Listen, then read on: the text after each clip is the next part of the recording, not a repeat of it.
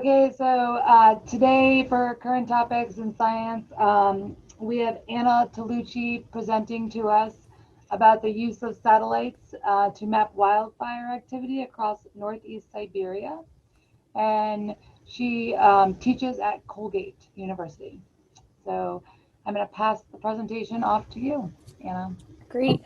Thank you. It's so nice to join you all today on what looks like a very nice sunny day outside. So I'm hoping to get some of that sun before the day's over, and hopefully you will too. As Clemencia said, I study wildfire in northeastern Siberia.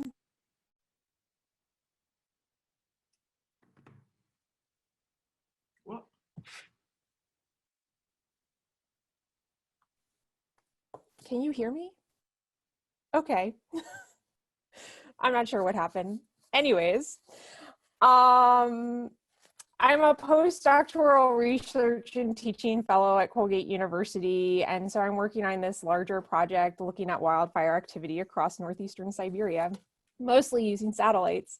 And so my plan for today is to talk a little bit about how I got to where I am right now, talk about and give some basic background information on fire ecology and remote sensing, as I imagine some of these topics are probably new to folks, or at least the scientific pieces are. I'm sure maybe from a show of hands, how many people have heard about the fire activity across the US this year in California? Yep.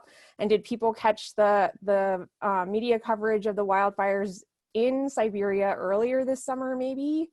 Possibly. No. Okay. Well, you at least know there was fire in California, so that's excellent. And then talk briefly about two research projects that have used both satellite imagery and a recently published paper that has used uncrewed aerial vehicles or drones to look at wildfire recovery on these landscapes. So this is my attempt at indicating that I have had a very windy path to get to where I am today. A long time ago, I was like you, taking undergraduate classes to get my undergraduate degree, which was in geography and Earth system science. I actually took a very different trajectory out of undergrad and ended up coaching college rowing, women's rowing for a while. And also started working in outdoor education with Outward Bound and NOLS. And so spent a lot of time on different landscapes, and I like observing things around me, which is an ideal combination for doing field ecology research. I eventually went back and got a master's in geography, where I learned a lot about remote sensing and using satellite imagery to answer interesting questions about land use change, and what that means from a satellite perspective, and did a variety of other things in between that, and then decided that I really wanted to go back and get my PhD and do research and work as a scientist. And so I finished my PhD a little over a year ago at Oregon State, where I studied the interactions of beetle outbreaks and wildfire in British Columbia, both from a field perspective of going out and measuring things in the forest, and also using satellites to measure similar things, but across a landscape. And so now I spend a lot of time in front of a computer, which I actually don't mind, because I like the things that I'm doing in front of the computer, which is a lot of analysis and problem solving and working with satellite imagery. And I do a lot of coding. And so my project toolbox includes these sorts of things. I use a program called Google Earth Engine, which is a cloud-based computing program where I do a lot of my satellite image analysis. It's relatively new. It's only about 5 years old, but it has sort of changed the world of satellite image analysis because of the cloud computing can support the large data sets and essentially do analysis much faster than anything an individual computer could do. I use R, which is also another coding program for statistical analyses. And then I use satellite images like MODIS and Landsat, and I use GIS software like Esri. So wildfire is a key component of my research, both for my PhD and currently. And so while all of you seem familiar, at least to know that wildfire exists on the landscape, when we think about wildfire across landscapes, each wildfire event is a little bit different because there's these controls that influence how wildfire behaves. And so we need the initial chemical reaction of oxygen, fuel, and heat. And that heat often predominantly comes from humans, either intentionally or unintentionally. And in more less populated areas, that heat comes from lightning. And once that ignition occurs on the ground, the key pieces that sort of dictate how wildfire behaves, how quickly it moves, how hot it burns, how much biomass it consumes, and where it goes are weather, topography, and fuels. And so how those things interact on the landscape is going to influence how that wildfire behaves.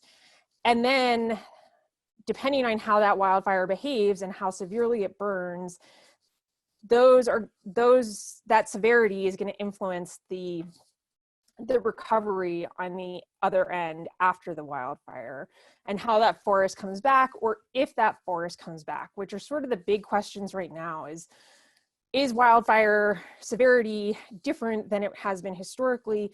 And will that mean that things change on the landscape and what was there before may not come back? And so from an ecological perspective, those are sort of the big questions right now. And those influence things like thinking about climate change and how forests play a huge role in climate cycles. And so in the Arctic and the boreal, especially the Arctic, we're seeing a warming rate that's much higher and faster than warming rates in other parts of the world. And so that has implications for fire activity, the types of fuels, how dry they are, which will influence how much fire is able to spread, and how hot it burns, which will influence forest recovery. But underneath these landscapes in northeastern Siberia is permafrost, which is a huge carbon storage component for our Earth system. And so as fires burn, they change the surface. They change the surface of the Earth. And that change influences albedo, or the reflective properties of Earth's surface. And so here we've got sort of the fire radiative power from wildfires on the left-hand side for the circumboreal, circumarctic region. And on the right, we have albedo. And so the lighter colors are higher albedo rates, or higher albedo reflective capacity versus absorption. And so what we can see or notice in terms of the pattern is that in North America, those albedo values are much higher than in Eurasia.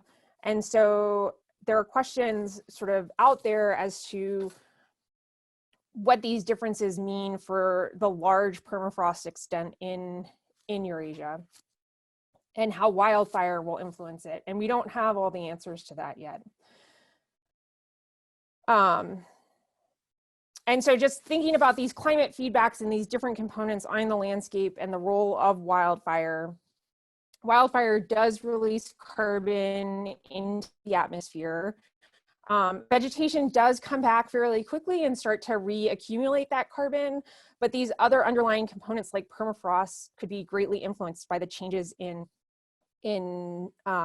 surface cover. And so there's still a lot to learn about how these landscapes are responding in warming climate conditions. But for a place like northeastern Siberia, we also don't know a lot historically about sort of what these trends are. And so we're trying to understand what these trends are in fire activity and post-fire recovery. And so this is an image of from northeastern Siberia, larch forest. These landscapes are dominated by larch, which is a deciduous conifer. It turns bright yellow in the fall and drops all its needles for the winter. But you can see quite distinctly here a big change between the unburned area in the bottom left and the burned area or post-fire landscape in the upper right. And so these are things that we're trying to get at, is to how long does it take for these forests to recover, and how much fire activity is out there on the landscape. And so Siberian larch are dependent on wildfire. They're a fire adaptive species. They need wildfire to come in and clear out sort of understory vegetation of shrubs and grasses and mosses and lichens and expose mineral soil so that the cones can release seeds that will land on mineral soil and be able to establish themselves. They're also a masting species, which means that they have these large production years of cones and seed releases. And so they don't produce like a certain amount of cones and seeds annually. They sort of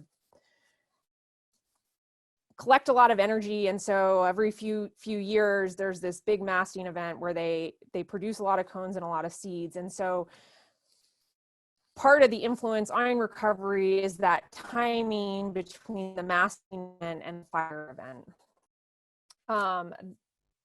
The image here with the cones is part of a larch tree, and then the image on the right is a fire from actually this summer. And these are very large landscapes with not a lot of human, they're not densely populated. And then for large forests, they have this thick understory. And so the sort of Eurasian boreal larch forests burn a lot differently than the boreal North American forests, which typically the boreal North American forests experience crown fire, where fire moves up into the tree canopy and spreads through the tree canopies, while Siberian larch forests, the fire remains at the surface and moves through the understory, but kills the trees in the process because of their thinner bark. They're not particularly fast-moving fires. The vegetation tends to be fairly dense, and they do need climate to sort of dry out the vegetation enough for the fire to carry. And so this is just some images of post-fire. This is a field site. They're collecting data. And so all the trees have died. Vegetation has started to come back. There's grass. Fireweed is the pink flower there, a species that comes back very quickly after fire, both in these forests and also across the North American West. And it's often there's a lot of it after fire. And so you can see sort of the charring on the trees as evidence of fire. A lot of vegetation has changed. So this before fire would have had a lot of shrubbery, and is now mostly this fireweed and grasses. And so one way of looking at these pieces is sort of from this ground observation point, which those photos were taken from. And another component is this remote sensing angle. And so remote sensing essentially is using things like satellites and UAVs, also known as drones, aerial photography, to collect imagery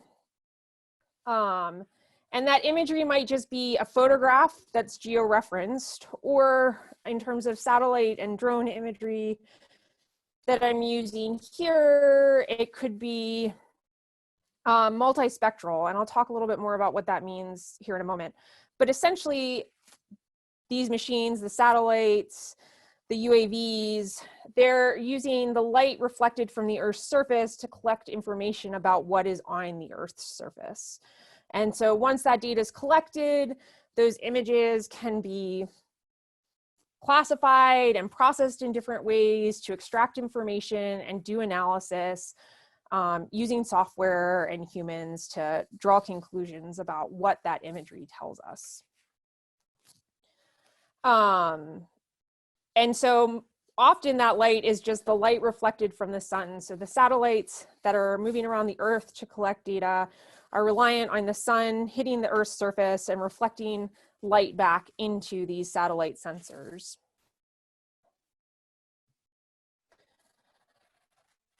There are many, many satellites out there.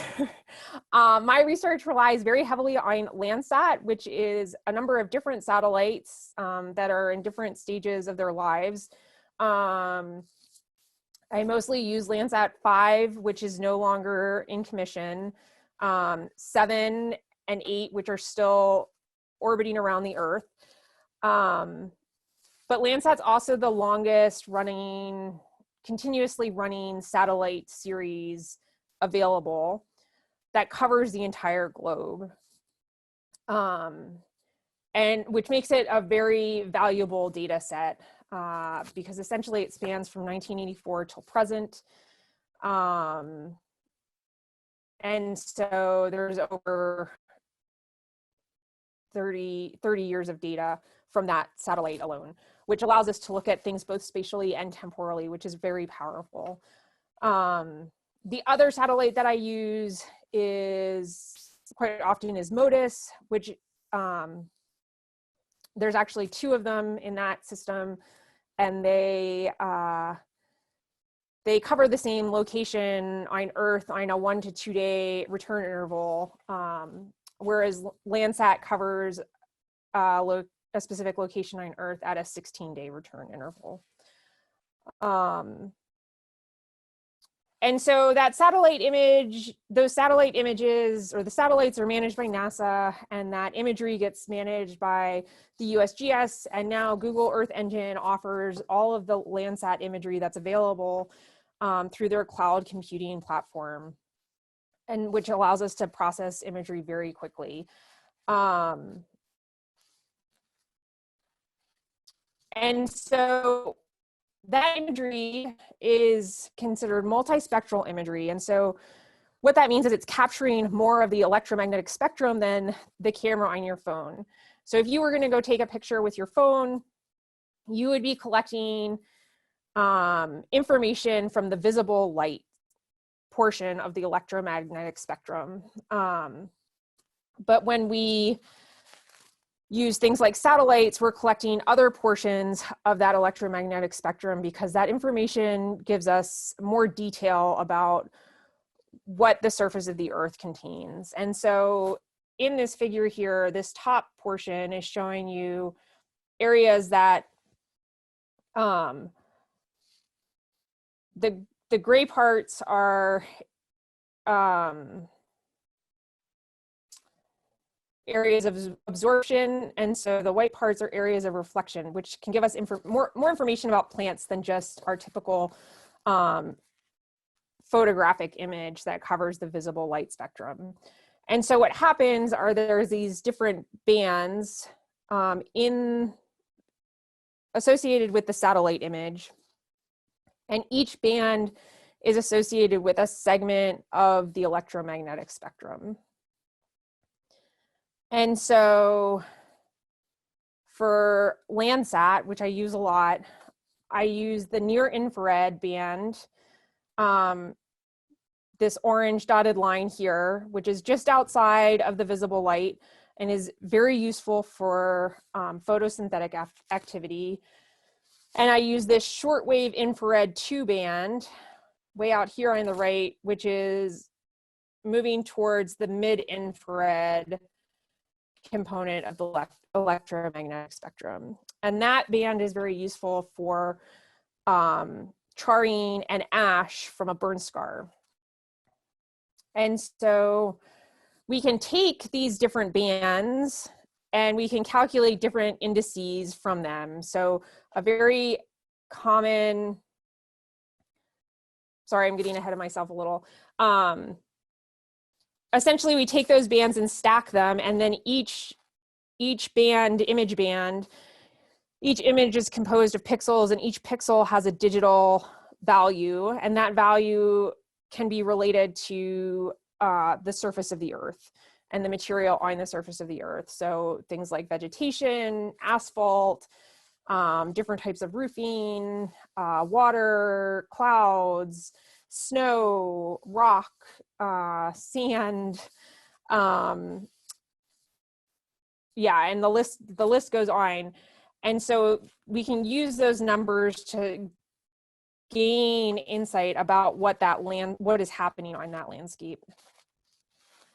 And so one of the common indices that we use is this normalized difference vegetation index, which helps us in a variety of ways. Essentially, it's measuring photosynthetic activity. It's using that near infrared band, which is really helpful at measuring photosynthetic activity. And so it allows us to differentiate things like seasonality.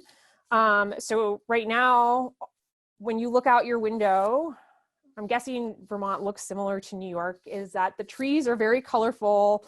They're yellows and reds and green, no more green, yellows and reds, and maybe they're starting to turn brown. But those trees have stopped photosynthesizing. And so the values, the NDVI values for those trees is going to be very different than a tree that's still green and photosynthesizing. And so we can distinguish events like the change in fall colors. We can distinguish events like when leaves come onto trees in the spring. And then more importantly for my research, we can distinguish events like tree mortality from fire. And so one of the questions that I've been working on is using UAV or drone imagery, so remotely sensed, but using a drone, so higher resolution, meaning that each pixel only covers a few centimeters of the surface of the Earth. And we were curious how well UAV imagery is able to capture forest recovery in these forests in northeastern Siberia, and how long can we still distinguish this distinction that's quite visible in this photograph of the unburned and the burned. And so this was actually done in conjunction with a number of collaborators that had collected field data. So they had gone out as field ecologists and laid out plots along a transect and measured, like counted seedlings, measured number of dead trees, measured basal area of any surviving trees, measured shrub biomass. And so we were able to use this NDVI index to look at differences between burned and unburned. So these transects start in the unburned at the -50, -25, and then you move into the burn perimeter as you increase in positive values from 25 to 200. And so, oops. One of the key things that we found was that we were able to link NDVI with above ground biomass, which is helpful for monitoring larger areas in terms of recovery, because it takes a lot of manpower or woman power, people power to go out there and collect field plots and measure all this information. And while you still need humans to go out and collect the UAV data, it doesn't take quite as much time as field plots do, and you get a larger extent of coverage. And so this was exciting to find that we could link on this landscape biomass with NDVI values. And we looked at this at multiple scales. And so the scales that actually fit best were scales that translate well to field ecologist of 3-meter, a 3-meter pixel size, a 5-meter pixel, and a 10-meter pixel. And so those are the green, yellow, and blue lines that have sort of a steeper slope here. We also were curious if there was any distinction between the burned and unburned. And we found that even for some of these fires, it had been 16 years since the fire had burned, that there was still a distinction between these unburned areas and the burned area. And so essentially what this means is that there are these strong links between biomass and NDVI, and so this is a useful tool for monitoring forest recovery. That resolution that's of what a pixel can cover is an important piece of information for sort of distinguishing what we call signal to noise. And what that essentially just means is for UAV data, there's a lot of data, and so sometimes noise can mask any signal. And so by having a slightly coarser resolution at 3, 5, or 10 meters instead of 25 centimeters, we get a better relationship between biomass and NDVI, which is really helpful for monitoring the recovery of biomass accumulation, which links with carbon sequestration for these forests. These forests are slow to recover, which is generally known. They have short growing seasons. They're limited to these masting events. And so often biomass accumulation is occurring in ways of shrub recovery and grasses growing, and the forest is much slower to follow along behind that. And then we see these distinct differences between burned and unburned in these photographs translate into our NDVI measures between burned and unburned. So this is exciting. There's still, UAVs are a relatively new component of fire ecology, and so there's still a lot of questions about scale and how these pieces link to satellite data. And some pieces link better than others, but there's still a lot of questions remaining about scaling up, scaling down, and making all these linkages between these different types of data sets. So another vegetation index that I use is the normalized burn ratio. And this is quite useful, as I said, for distinguishing the footprint of the fire and being able to map the fire perimeter. And so we can calculate this index, and then we can, for both a before fire image and an after fire image, and we can calculate the difference between those to get a very distinct footprint of the fire, which also helps us understand within that fire what was the variability in fire severity.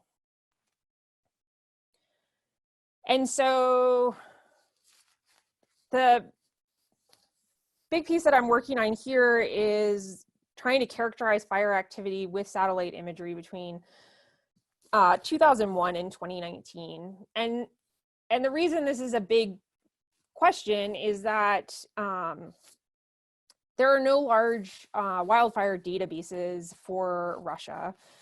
And so some of the information has been acquired from other satellites, but there's also a lot of missing data. And there's data missing because of cloud coverage, snow cover, bad imagery. And so in order to understand if fire seasons are getting longer, if fires are getting bigger, if more area is being burned, we need some sort of record to base that off of. Now, for context, in the US, Canada, Australia, all countries with significant fire seasons, they have annual fire perimeter databases. And so a human is out there mapping on aerial photography or using maps on the landscape to hand draw fire perimeters, and those fire perimeters go into a database that is available publicly to look at trends over time. And those fire perimeter databases extend back for over a century. So in the US, Canada, Australia, we have quite an extensive record of what fire has looked like on the landscape, and we don't have that same record in Russia. And so I'm focused mostly on this northeastern corner of Russia. This is just a screenshot actually of working. This is what it looks like when I'm working in Google Earth Engine, if I'm looking at a map and not at my script. And so these are some of the fire perimeters that I've mapped, but this box here is essentially the study area that we're looking at to map these fires. And so I'm using Landsat data for this from the satellite. The Landsat has a 30-meter pixel resolution, so a lot coarser than the UAV data that I was using. And this image here is not far, well, it includes sort of the research station where they do summer field work, which is up here. It's called Chersky, or the town is Chersky, and the science station is there. This image is a compilation of 2019 summer or 2020 summer images capturing 2019 fires or burn scars. And so this is a false composite.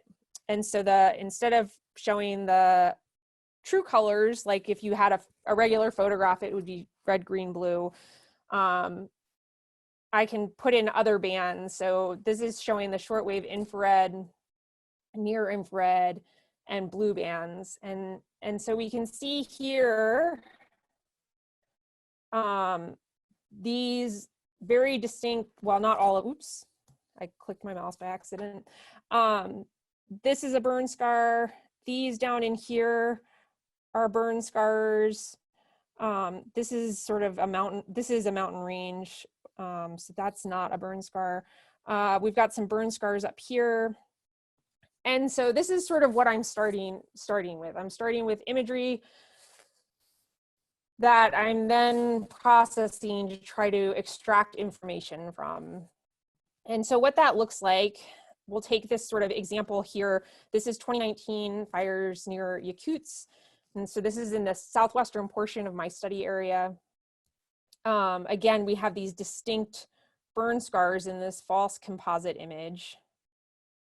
And we can see them here also in that difference normalized burn ratio image. And so this image on the right is taking the 2018 pre-fire and subtracting the 2020 post-fire to calculate these differences. And so now we can see a little more clearly these burn scars.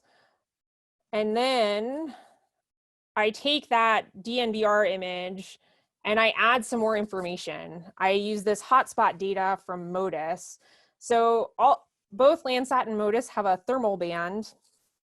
Because MODIS covers a specific location on Earth every 1 to 2 days, it collects data quite regularly. And that hotspot data can help us map where fires are going.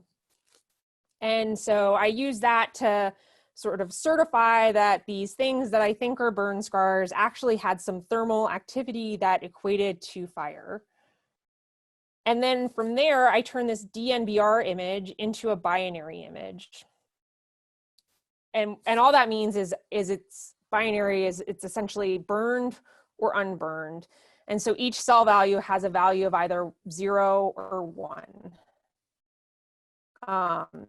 And so then I can clearly delineate between the burned and unburned. And so we can see those fire scars that I pointed out on that first false color composite image. We can see those very distinctly in the white here. There is some noise in this image, which is why those hotspot data information is useful. So from here, oops, sorry, my picture is slow to load. So that was the example I went through was for 2019, but that was an iterative process. And so I did that for every fire season from 2001 till 2019, and then hoping to tie in 2020 here because there were a number of large fires this summer. And so across the region, there's a lot of fire in the landscape over the last 20 years. But this just shows us sort of spatially where that fire is. And there are some clustering pieces, but we're also interested in like how much area burned, because that can be really helpful for thinking beyond just fire activity and what that fire activity means for climate feedbacks. And so we look at annual area burned between 2001 and 2019. And we see sort of a lot of variability in the annual area burned. Everything from like 500,000 hectares, and a hectare is about a little less than 2.5 acres. So about 500,000 hectares all the way up to 7 million hectares, which is a lot of area burned. And so we can sort of see distinct, like larger years, 2001, 2002, less annual area burned in between those, and then another peak in 2010. And then 2019, we get another sort of spike into the 6 million hectares of area burned. Often as fire ecologists, we're also interested in like, yes, there's the area burned, but does that equate with like a large number of fires or not? And we don't see quite the same, we don't see that area burn maps directly to fire frequency. There are, again, variability where there are years with lots of fires, but that doesn't necessarily equate to lots of area burned. And then getting into more nitty-gritty detail, often as fire ecologists, we like to break things up into bins and categorize things, try to make more sense of them. Fire ecologists are not the only scientists that do this, but we like to differentiate between small fires and large fires and everything in between. And so what we see across this landscape between 2001 and 2019 is that we've got fire frequency on our y-axis here. There are lots and lots of small, medium-ish fires, and very few fires that are getting above 20,000 hectares, which is good to know. Because these are some of the trends that we're interested in. Are there trends or are there not trends? And we may just not have enough data to look at it. Oops. Sorry, some of my pictures are a little slow. And this is just looking at this in a different way in terms of area burned as millions of hectares. And what we do see for those large fire years, 2001, 2002, 2010, 2014, 2018, 2019, is that a large portion of those fires are actually over 100,000 hectares, contributing to that large annual area burned.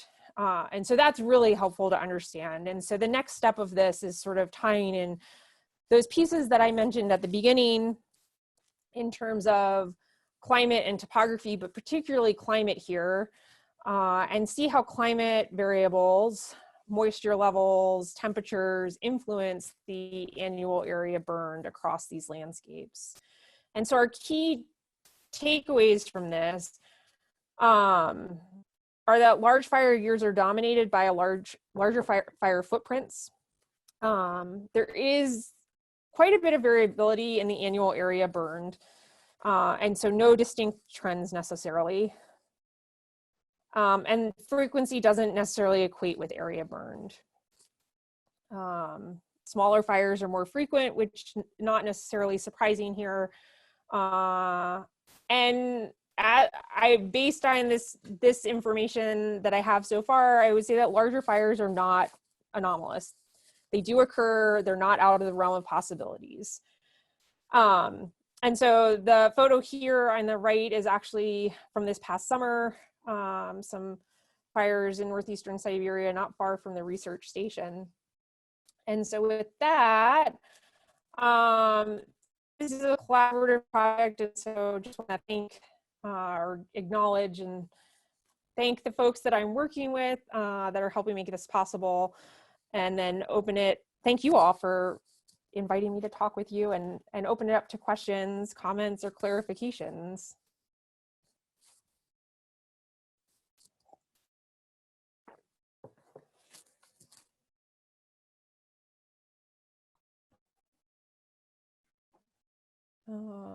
Let's see. All right, I've got the chat open. I'll just dive in. There's lots of questions. How would you define albedo? Albedo is sort of the reflective property of the Earth's surface. And so albedo is essentially measuring if how much light is reflected, or they get categorized as sort of, so you can think of sort of white surfaces are highly reflective and less absorptive, versus darker surfaces are more absorbing more light. And so when we're thinking about albedo, we're thinking about those types of properties. Similar to the previous question, is it a bad thing? So if we're increasing spring albedo, that's being associated with earlier snowmelt. And so it could be a bad thing. So earlier snowmelt can mean that forests dry out sooner, which is we don't have this answer for northeastern Siberia, but in North America, that's being linked with earlier fire season starts. And so those combinations of things could be perceived as negative, because we're sort of changing that system and how those systems interact. I'm just going to keep going, but please feel free to, if you normally have, I don't know if you have follow-ups, or I'll just run through the list. What parts of the electromagnetic spectrum are used for the reflected light? I'm not sure that I fully understand what the question's asking. So different surface properties absorb and reflect light differently. And so by using more of the electromagnetic spectrum, we can capture more information about the surface properties. That's the best I can do. Feel free to add another question later on if I did not really answer your question. How many Landsats are there? So we're currently at Landsat 8, and so there have actually been, so before 1984, there were some other satellites that are connected to Landsat, the Landsat series. Some of these satellites have been launched and not functioned. So Landsat 4 worked, Landsat 5 worked, Landsat 6 got launched and didn't work. Landsat 7 is still working, but has a problem. And we're on Landsat 8, and they have designed Landsat 9, and I don't know when it's supposed to launch, but it's relatively soon, like in the next few years, I think, because Landsat 7 is got some issues. Are there any plans to put up more advanced satellites? So I don't know what's meant by advanced here, but the European Space Agency is developing sort of a sister satellite system to Landsat called Sentinel, with slightly different combination of bands, and it's at a 20-meter pixel instead of a 30-meter pixel. And that image is publicly available. And so I'm using imagery that's only publicly available and free. There's also commercial satellites that tend to have higher resolution imagery, but you have to pay for the imagery. And those are things like Planet and CubeSat. And they have little constellations floating around the Earth collecting data that you can pay for. And these things are always advancing, I guess, would be sort of the follow-up to the advancing part of that question. Does the trash humans shoot into space affect the satellites? I don't have an answer to this. I guess I've not heard of anything affecting the satellites, but I don't think it's out of the realm of possibilities, but we're getting way outside my realm of expertise. I am not an expert in terms of how things move around in space. I just use the data that comes from them. Do all species of plants and animals come back with time after wildfire, or is the damage too extreme in some cases? Yes and no. Actually, if you ever get a chance to walk through a post-fire landscape, I highly recommend it. Post-fire landscapes house a number of species that you can only see in a post-fire landscape. And there are certain species that, like, if any of you by chance are birders, black-backed woodpeckers are a species that is really only found in a post-fire landscape. And so when you talk to somebody who, I'm not a hardcore, I appreciate birds, but I'm not a birder. But when you talk to somebody who is like an avid birder and you tell them you've seen a black-backed woodpecker, they're very impressed.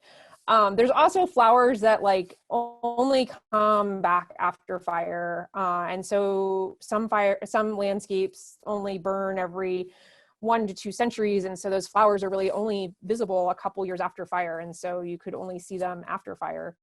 And so I think a lot of people think of post-fire landscapes as these devastated landscapes, and they're actually quite rich and diverse. And so if you ever have the opportunity, I would encourage you to walk through one. These are great questions. Are these satellites collecting just imagery, or does it examine things such as LiDAR? Somebody in the class knows something about remote sensing. Yes, they are only collecting imagery. LiDAR is, I can't actually honestly say whether there are satellites that, I don't know if there are satellites that collect LiDAR. I have only used LiDAR data collected from airplanes. I talked only about passive sensors. So sensors that are only using light reflected back into them to collect imagery. But there are active sensors. So there are microwave sensors that are managed by NOAA. And there are radar sensors on, I can't remember which satellite. So there are some different types of satellites out there. I gave you my very narrow view of what satellite data I use. But LiDAR data is super cool. And yeah, it's very large. Which satellite is the most efficient for capturing energy? I don't know. I would have to Google that. I do know that Landsat has a thermal band and MODIS has a thermal band. The MODIS thermal band gets annually during fire seasons to identify fire locations, not just in North America, but also human burning of landscapes, such as in the Amazon forest, or where they use fire to burn fields between crops. But I don't know which is the most efficient or best at it. What is NDVI exactly? How do you tell how burned something is? So NDVI is using the information that's reflected and collected by the imagery to tell us how much photosynthetic activity there is. And essentially, it gives us this ratio that runs from -1 to 1. And values from about from 0.7 to 1 are definitely indicating photosynthetic activity. 0.5 to 0.7 can indicate photosynthetic activity for some types of plants. And when we're getting below 0.4, we're talking about things like dirt and rock, and 0, I think, is associated with water. And then to tell how things have burned, we use this difference normalized burn ratio, which uses the shortwave infrared band, which can help distinguish sort of char and ash accumulation on the landscape. And those are used quite extensively for mapping fire severity. Do the drones determine the amount of forest recovery that you as a scientist can see with the image given? Or do you compare photos of other areas that are affected by wildfires to determine the outcome?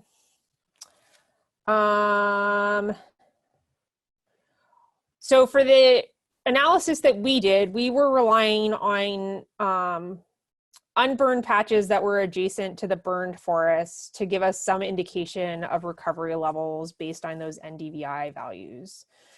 You can use, so some of these fires that we're working with are very old, and so we do not have drone imagery from beforehand. But there are places where there is either UAV imagery or aerial photography that's available pre-fire that can help understand what the landscape looked like ahead of time.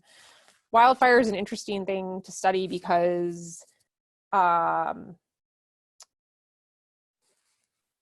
we can't predict exactly what landscape is going to burn each season, and so it's very difficult to have pre-fire information for these landscapes.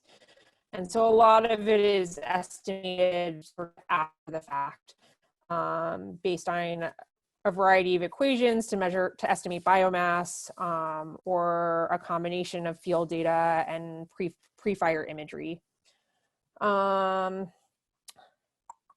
What version of GIS do you use? Do you also use the fire model in the program? And how would this model change to account for different forest types?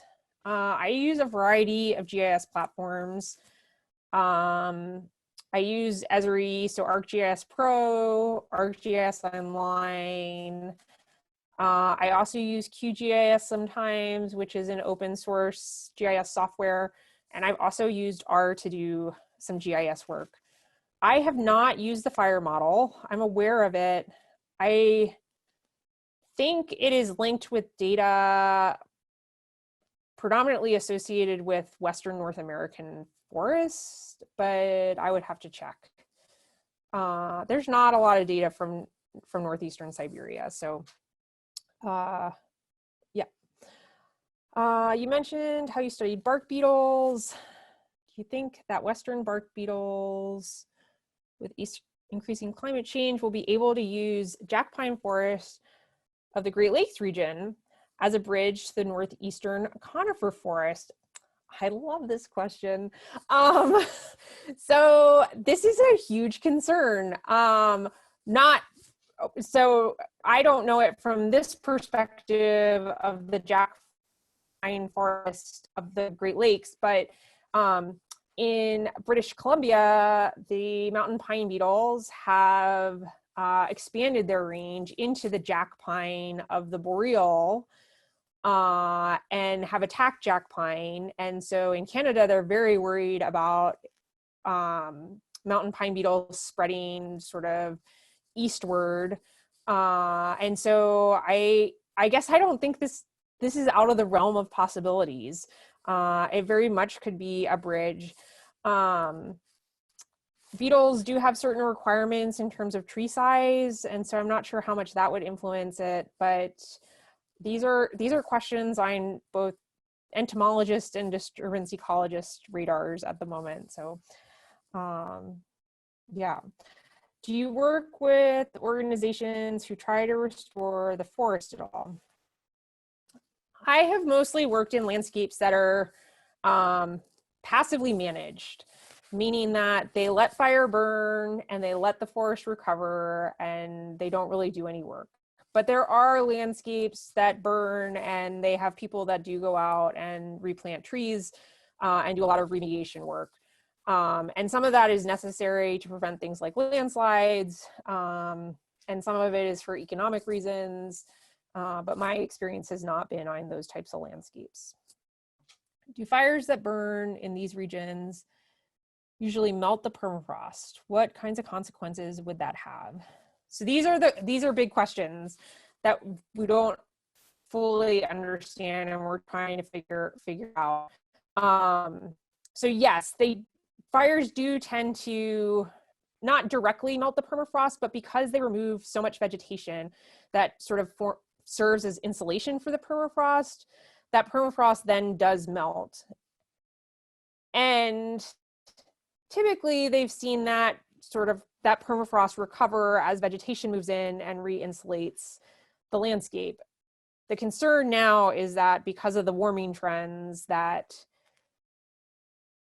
the question is whether that will continue to happen or if we will actually we will lose permafrost and with that release large amounts of carbon. Is there a specific reason you decided to research Siberia instead of somewhere else? Well, I'm getting paid to do that. And so that's where my funding that is paying my paycheck comes from. But I also thought, I applied for the job. I thought it was an exciting opportunity. And so I guess if I had ended up in a different job, I would be researching something else. Could you please give us more information about your background?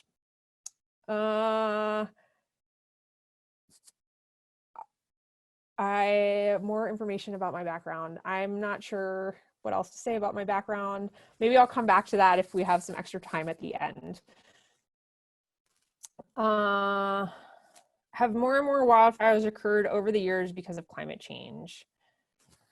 Oh, the big question. Well, there's a lot of contributing factors to wildfire. And research is telling us that yes, climate is a factor in wildfire occurrence. This is also a complicated question because humans are also a factor in wildfire occurrence. And this is specifically, I say this from data predominantly based in Western North America, but the vast majority, I think it's 96% of wildfires in the United States are started by humans. And they are started during seasons when it's particularly dry. And so I think that in combination with climate change and a variety of other pieces, yes, wildfires are occurring more often. Oh, maybe this would answer the person who asked for more of my background. I didn't quite hear where you attended college, and did you go other places for your master's and PhD? Sorry, I didn't explicitly state where I did any of my work except my PhD. I apologize. So I did my undergrad at the University of Massachusetts, Amherst, which was in geography and earth system science. I did my master's at the University of Denver, and that was also in a geography department. And then I did my PhD at Oregon State University. Based on your studies of wildfire and your use of satellites in regards to the wildfires in Australia this past year, were there things that you know of that could have been done to prevent the spread and continuation of fires for their duration? My sense, and this is a very surface level view, the Australia fires were large this year, and my sense is that a large contributor to that was hot, dry weather. Similarly to what has been going on in California and Oregon and Washington this summer here. And beyond that, I can't speak much more about Australian wildfire, unfortunately. Is there a correlation between large fire years with anything specific happening, like climate change, for example? Large fire years.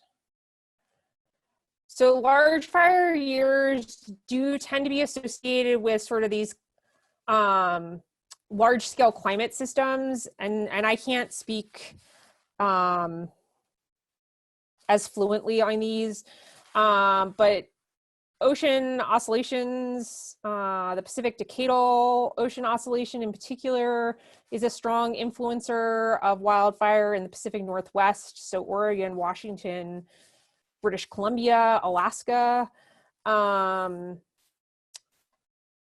California is driven, large portions of the California wildfires are driven by climate and climate change, particularly extended drought periods that coincide with multi-year drought periods, I guess I should say. And then that's compounded by their weather patterns of the Santa Ana winds and these easterly winds that are warm and dry.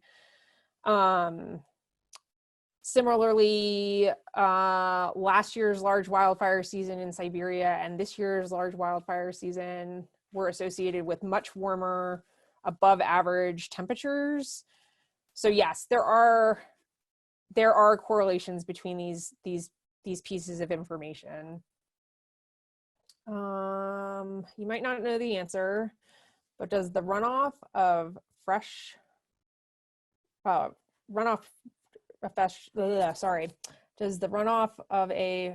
forest fire affect the lakes? The short answer is yes. I don't know all the details, and it's going to vary from place to place and how severely the fire is, how severely burned an area is, and how it relates spatially to lake or stream water. And so there can be runoff. The other piece that it affects is temperature, which can affect fish, because you've removed the tree canopies that sort of shade these water systems, or for streams in particular, shade the water systems. And so those streams can be much warmer after fire than they are before fire. I'm curious, you speak Russian. I do not speak Russian. I did not need to be able to speak Russian for the job. So that was the last question. Any others? I think we're just about at time, Evie. Yeah, we're about 5 after. If anybody has any last minute questions they want to sneak in. But definitely thank you for a great presentation. That was really interesting. I mean, maybe Siberia wasn't your choice, but I think it's fascinating that that's where all your work is being done. Who would have thought that is like a particular goal, is to learn more about Siberia?